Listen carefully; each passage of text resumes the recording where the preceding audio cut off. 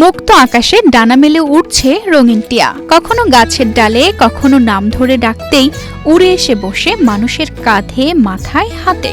বাবা চলো তো খামার থেকে একটু মুরগিগুলো হাঁসগুলো রেখে আসি। যাবে যাবে ওকে, এসো এসো। সময় হলে সন্তানের মতোই মায়ের আদরে খাবার পায় টিয়াগুলো। নিয়মিত গোসল, খেলাধুলা সবই মানুষের হাত ধরে। স্বজাতিতে এমন ভালোবাসা আমরা দেখেছি বহুবার, কিন্তু পাখি আর মানুষের এমন সম্পর্ক সত্যি বিরল।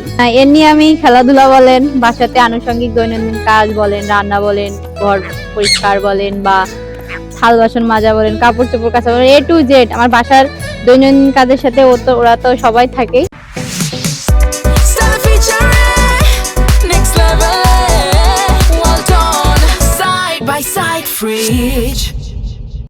সেবা যত্ন আর খুনসুটিতে মেতে থাকা মানুষ আর পাখিদের এ যেন এক রূপকথার গল্প। রূপকথার এই বাস্তব দৃশ্য দেখা যায় ঝিনাইদহ সদর উপজেলার কুমড়াবাড়িয়া ইউনিয়নের জার গ্রামে।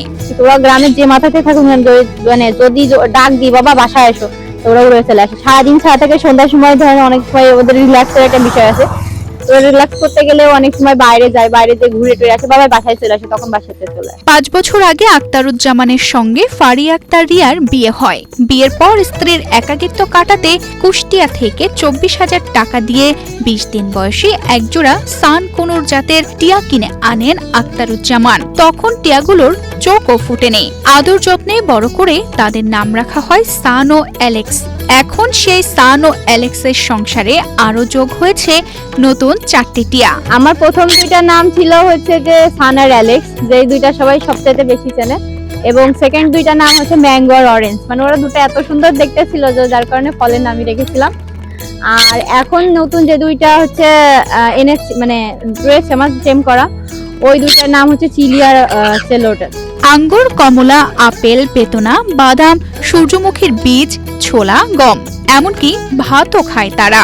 রাত হলে মানুষের সঙ্গেই ঘুমায়। সকাল থেকে রাত সব কাজের সাথী পাখিগুলো। দৈনন্দিন কাজের সাথে ওরা তো সবাই থাকেই, 6 জনই থাকে, এবং ওরা রাতে ঘুমানো বলেন, খাওয়া বলেন, সবকিছু ওরা করে। গৃহকর্তা আক্তারুজ্জামান বাড়িতে ঢুকলেই পাখিগুলো ছুটে আসে কাছে। ছোট শিশুর মতো ফারিয়ার মুখে চুমু দেয়।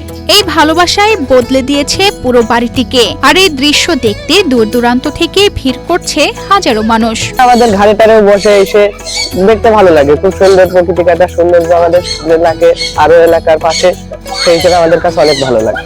পাখিকে ভালোবাসলে ওরাও ভালোবাসা ফিরিয়ে দেয়। ভবিষ্যতে আরো 20 জাতের পাখি পালনের পরিকল্পনা আছে এই দম্পতির। ইতিমধ্যে পুরো বাড়িটিকে পাখির খামার হিসেবে গড়ে তোলার উদ্যোগ নিয়েছে তারা। তাই এলাকাবাসীর কাছে বাড়িটি পরিচিত পাখির বাড়ি নামে। তানজিদা রহমান, ইনায়া, বাংলাদেশ প্রতিদিন।